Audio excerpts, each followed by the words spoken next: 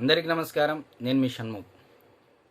I-PAC team Jaganmohan Reddy గారు నడిపించేటువంటి consultancy తీసుకున్నటువంటి I-PAC team. మరి ఈ ఐపాక్ టీంను రిషిరాజ్ సింగ్ నడుపుతున్నాడనేది మనందరికీ తెలిసినటువంటి విషయం.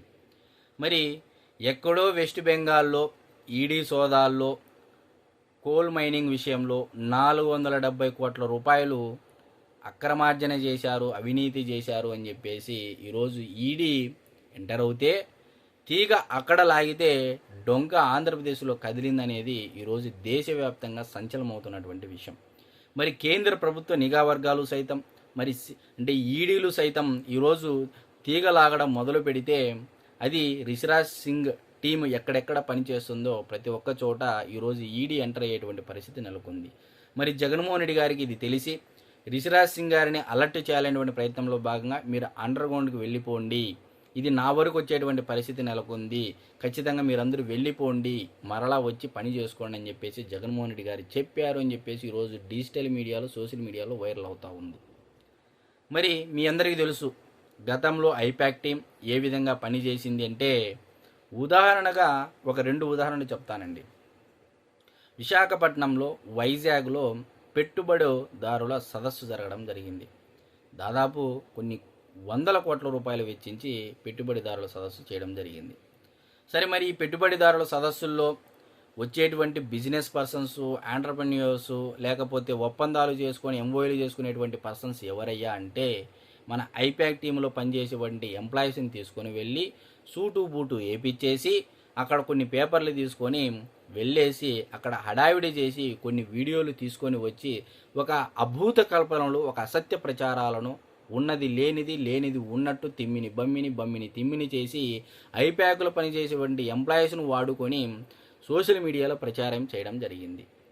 సరే, దీన్ని కూడా కొంతమంది నువ్వు చూసావా, నువ్వు పెట్టావా, అది నిజము కదా అని చెప్పేసి కూడా వాదించేటువంటి వ్యక్తులు ఉంటారు. మరి నిజంగా వాళ్ళు ఐపాక్లో పనిచేసేటువంటి ఎంప్లాయీస్ కాకపోతే నిజంగా ఎంటర్ప్రెన్యూర్స్, బిజినెస్ పర్సన్స్ అయితే పెట్టుబడిదారుల సదస్సులో పెట్టినటువంటి భోజనాల సమయంలో భోజనాల కోసము కొట్టుకోవడం జరిగిందనేది మనం వీడియోలో సాక్షిగా అందరం చూసాం. మరి దీనికి ఆ విమర్శించేటువంటి వ్యక్తులు ఏమని సమాధానం చెప్తారో వారి యొక్క విచక్షణ జ్ఞానానికి మనం వదిలివేయాలి. సరే, మరి పెట్టుబడిదారుల సదస్సులో చేసేటువంటి హంగామా అంతా ఇంత కాదు, అక్కడ కూడా ఐపాక్ టీమే. సరే, మరి అక్కడి నుంచి వస్తే రాష్ట్రంలో ఎక్కడ వరదలు జరిగినా, ఎక్కడ నష్ట ప్రభావిత ప్రాంతాల్లో ఏదైనా జరిగినా ఈ ఐపాక్ టీంలో పనిచేసేటటువంటి వ్యక్తులు వెళ్ళి జగన్మోహన్ రెడ్డి గారు ఇలా పర్యటనకు వస్తున్నటువంటి సమయంలో, అయ్యా జగన్మోహన్ రెడ్డి గారు, అన్నా జగనన్నా నువ్వు వస్తే చాలన్నా, మాకు ఎటువంటి నష్టపరిహారం కూడా అవసరం లేదని చెప్పేది ఒక ఫేక్ వీడియోలు, స్క్రిప్టెడ్గా ప్లాన్ చేసి ఐపాక్ టీంలో పనిచేసేటువంటి ఎంప్లాయీస్ చేతే చేపించి రాష్ట్రం అంతా విపరీతంగా వైరల్ చేసి వైసీపీ సోషల్ మీడియా ద్వారా గతంలో ఇదంతా గమనించినటువంటి యూత్, మరి అదేవిధంగా ఆంధ్రప్రదేశ్ ప్రజలు 2024 సార్వత్రిక ఎన్నికలలో ఘోర ఓటమిని చవిచూసింది వైఎస్ఆర్సీపీ పార్టీ. సరే, మరి ఇప్పుడు ఈ 2 ఉదాహరణలు చెప్పాను, 1 కాదు 2 కాదండి. ఐపాక్ టీంలో పనిచేసేటువంటి వ్యక్తులు కులాన్ని వాడడం జరిగింది. ఒక కులం భుజం పైన తుపాకీ పెట్టి ఆంధ్రప్రదేశ్ రాష్ట్రాన్ని ఆర్థిక విధ్వంసం, నాశనం చేసే విధంగా ముందుకు వెళ్ళడం జరిగింది. ప్రజావేదిక కూల్చివేత, మరి అదేవిధంగా మొదలుపెట్టి నారా చంద్రబాబు నాయుడు గారి అరెస్టుతో జగన్మోహన్ రెడ్డి గారి పరిపాలన ముగించడం జరిగింది. మరి 5 ఏళ్ల కాల వ్యవధిలో ఎన్నో ప్రకృతి విపత్తులు, కరోనా వైరస్ లాంటి విపత్తులు రావడం జరిగింది. మరి చంద్రబాబు నాయుడు గారు అధికారం లేకపోతే వానలు 1 వారం లేట్ అయితేనో 10 రోజులు లేట్ అయితేనో చంద్రబాబు నాయుడు గారు కరువు, కవల పిల్లలనేటువంటి ఎవరైతే విమర్శించేటువంటి వ్యక్తులు ఉన్నారో, మరి ఈరోజు కరోనా వైరస్ మరి ఆంధ్రప్రదేశ్ రాష్ట్రంలోకి రావడం జరిగింది. మరి అనొచ్చు ఇక్కడ కూడా దేశమంతా వచ్చింది కదా, ఆంధ్రప్రదేశ్ కొత్తగా ఏముంది, నువ్వు ఎట్లా మాట్లాడతావు అని చెప్పేసి కూడా అనేటువంటి వ్యక్తులు ఉన్నారు. మరి జగన్మోహన్ రెడ్డి గారు దైవాంశ సంభూతుడు, మరి ఆయన ఆపాలనుకుంటే అన్నీ ఆపుతాడు. పారాసెటమాల్, డోలో 650 వేసుకొని కూడా ఆయన చెప్పడం జరిగింది. గతంలో మనం అందరం విన్నాం. ఇవన్నీ అంటే ఈ ఇన్సిడెంట్స్ అన్నింటినీ అభూత కల్పనలు చేసి సోషల్ మీడియా ద్వారా ఐపాక్ టీం పనిచేయడం జరిగింది.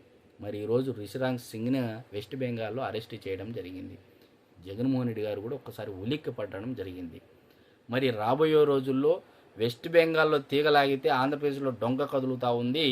మరి రాబోయే రోజులు ఇది ఎంతవరకు పోతుంది, జగన్మోహన్ రెడ్డి గారి తలకాయ వరకు పోతుంది. ఎందుకంటే బ్యాంక్ ట్రాన్సాక్షన్స్, లావాదేవీలు, ఆడుదామాంధ్ర కార్యక్రమంలో కూడా ఐపాక్ టీము కొంత అవినీతి అక్రమార్జన చేశారనేది గతంలో కూడా కొన్ని వార్తాపత్రికల్లో మనం కథనాలు విన్నాము, చూసాము కూడా. మరి రాబోయే రోజులు ఇది ఏ దారికి ఏ మలుపు తిరుగుతుందో అయితే మనం ఖచ్చితంగా వేచి చూడాల్సినటువంటి పరిస్థితి.